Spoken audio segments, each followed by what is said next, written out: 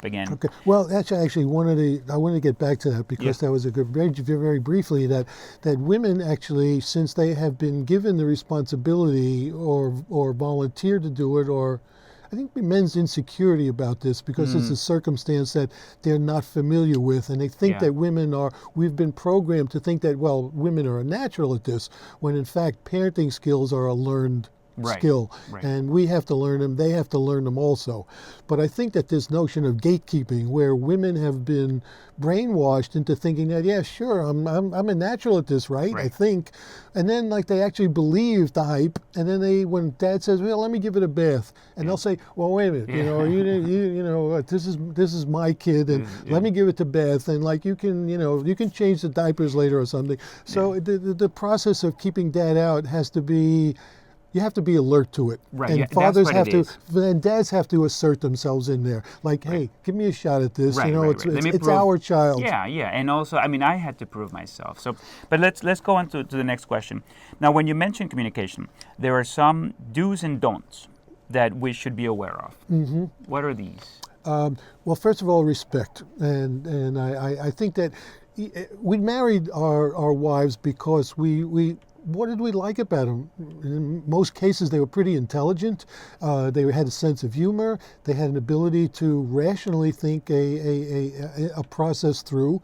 So with that in mind, when we run up, when we, to the way to make the co-parenting work is we need them to respect what their opinions are, not only to respect them, but to look forward to actually hearing what it is they have to say, because we don't know everything, like they don't know everything, and the coagulation of our two different opinions of how parenting should be conducted is very important. And you have to trust them that the both of us together, they know that I know that she knows that basically we have the child's best interests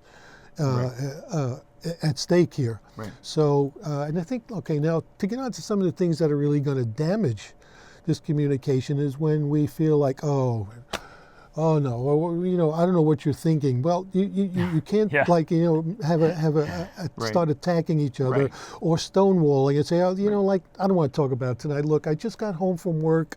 Can we do this tomorrow? The more you put it off, the Right. more the resentment has a potential for building up in the person that just got stonewalled.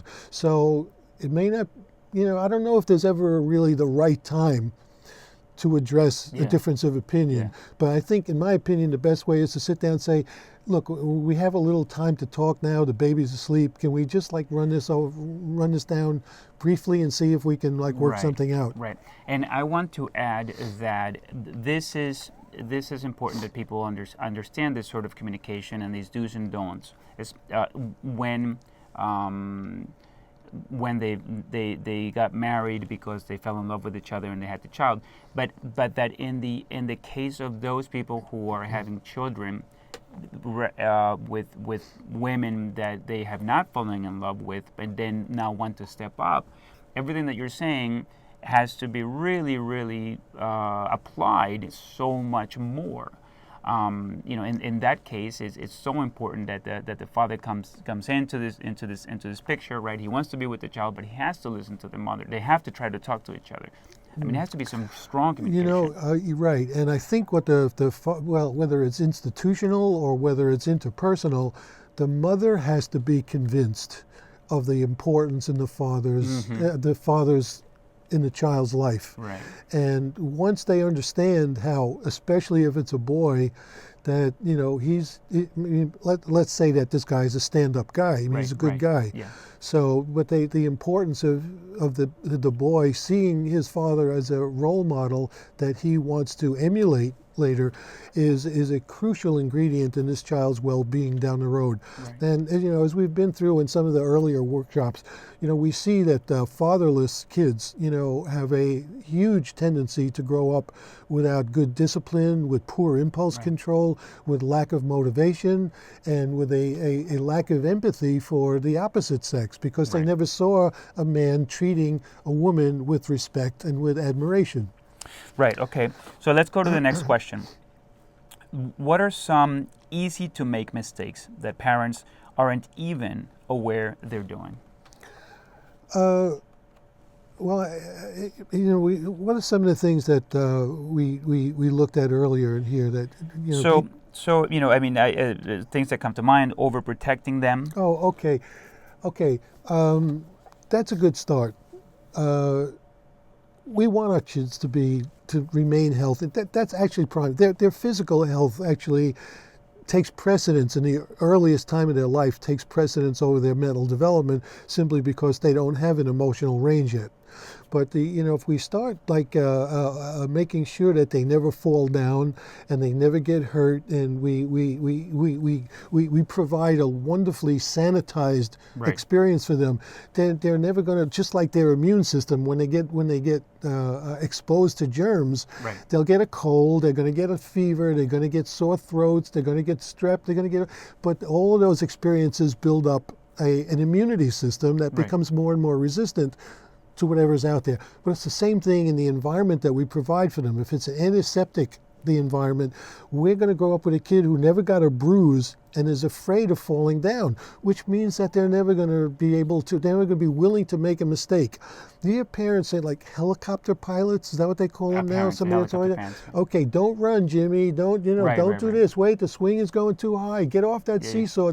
And it's the poor kid is like paralyzed with inactivity, right? And so the kid, unless it looks like he's really in a dangerous place, about to break his neck, let him fall down and be there to pick him up and dust him off, and he'll very quickly learn that it doesn't hurt forever, and you go back and you play again and you try it over and you don't make the same mistake. And applied to and that idea applied to co-parenting, for me it means, if I would see my wife trying to overprotect our children, right? But then I think that what will be important then is for me to be able to say to her, look, I think that you're being overprotective, and I am here and I can see what's going on. So let me, if something happens, it's on me. Okay, I think I got this one. And for her to be able to say, okay, you're saying you got it. I'll let you. It's on you. Okay, that's where this mutual trust comes in, and some compromise. And I always had that experience. When one of my less pleasurable experience was the times when my wife and I went together to the playground. The kid would be yelling, as they do, higher daddy, and your wife is saying, will you stop pushing that thing so high? So fathers are going crazy. I guess somebody's not going to be happy when we leave here. That's funny. Yeah, no, we definitely introduce children to that. We provide that adventure, and you know what? This adventure, it gives them a sense of what their body is capable of doing. That's what it's called, a body ego. Just like our mind has an ego that thinks things rationally, we have a body that has experience that says, look what my hands can do. Like I bruised it, I hurt, but you know what? I picked myself up, I dusted myself off, I mastered that swing, or I mastered those monkey bars, or the jungle gym. I mastered it, and this is great for their self-esteem. Right, and for that to happen, the father must have proven himself already to be able to handle those situations. He can't be someone who's absent a lot, and then suddenly in the playground try to become this hero, or this someone who is going to show that he can do it, but he hasn't. Yes, he's got, no, it's true. You can't show up out of the blue, because why would the kid trust you? Who is this guy?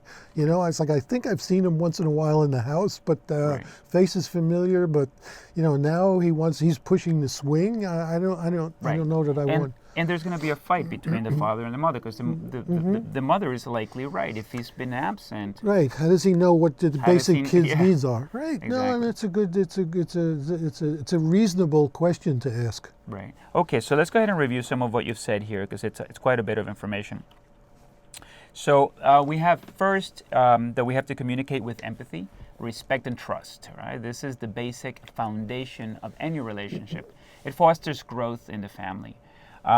2, we have beware of contempt, criticism, defensiveness. These traits stop the reasonable resolution of a conflict and hinder growth.